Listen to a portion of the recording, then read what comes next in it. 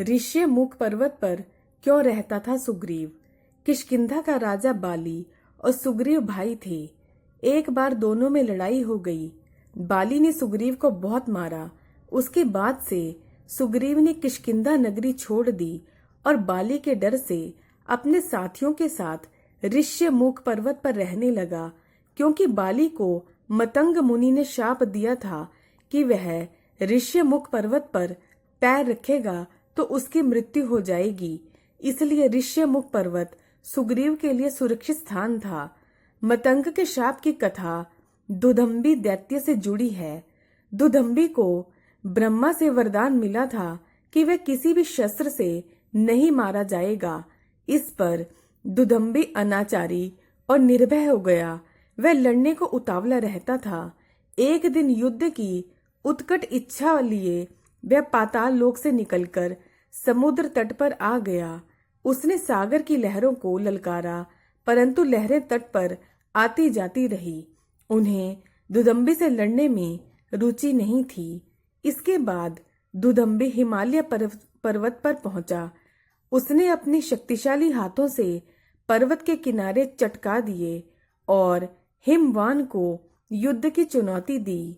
हिमवान ने दुदंभी की चुनौती अस्वीकार करते हुए कहा, यह क्षेत्र पावन और शांत होने के कारण युद्ध के लिए सर्वथा अनुपयुक्त है। इस तरह हिमवान ने भी दुदंभी को अपने पर्वतीय प्रदेश से लौट जाने को कहा। सागर और पर्वत के व्यवहार से निराश दुदंभी घूमता भटकता आखिर किष्किंधा नरेश बाली के द्वार पर पहुंच गया। दुदंभी ने बाली के पराक्रम के बारे में सुन रखा था। उसे लगा कि बाली युद्ध के लिए उपयुक्त प्रतिद्वंदी सिद्ध होगा। कहते हैं बाली को उसके पिता इंद्रदेव ने एक स्वर्णिम माला प्रदान की थी।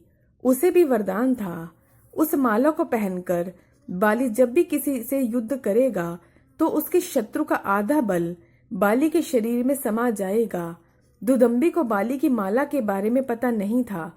दुदंभी ने वृक्षों को उजाड़ा, नगर की इमारतों को ध्वस्त किया और बड़ा उत्पात मचाया। जब यह समाचार बाली को मिला तो वह समझ गया कि दुदंभी से युद्ध होना तय था।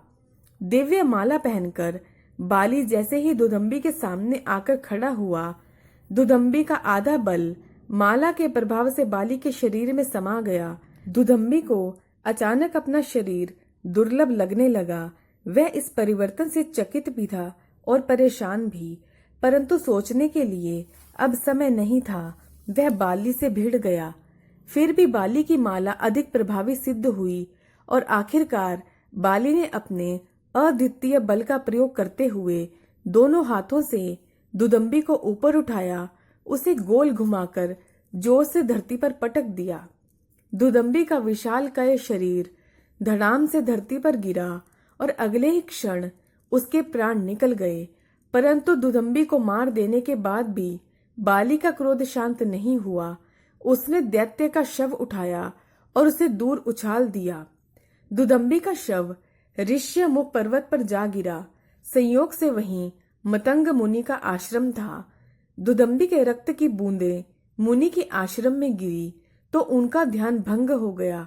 मतंग मुनि ने दैत्य का रक्त रंजित शव जब आश्रम के सामने पड़ा देखा तो उन्होंने आवेश में शाप देते हुए कहा, जिसने भी यह घृणित कार्य किया है, उसने यदि इस पर्वत पर पैर धरा तो उसके सर के टुकड़े हो जाएंगे, वह तत्काल मारा जाएगा। मतंग मुनि के दिए शाप के कारण ही बाली के लिए ऋष्यमुख पर्वत पर जाना संभव नहीं रहा। फिर जब सुग्रीव को मतंग के शाप का पता लगा तो उसने ऋष्यमुख पर्वत को अपना आश्रय स्थल बना लिया। बाद में मतंग मुनि की शिष्या शबरी देवी ने सीता की खोज में निकले श्री राम लक्ष्मण को ऋष्यमुख पर्वत का रास्ता बताया था। दोस्तों, यदि आपको मेरी पोस्ट पसंद आए तो प्लीज मेरे चैनल को सब्सक्राइब करना ना भूलें। वीडियो को लाइक करें, शेयर करें। आपका बहुत बहुत धन्यवाद।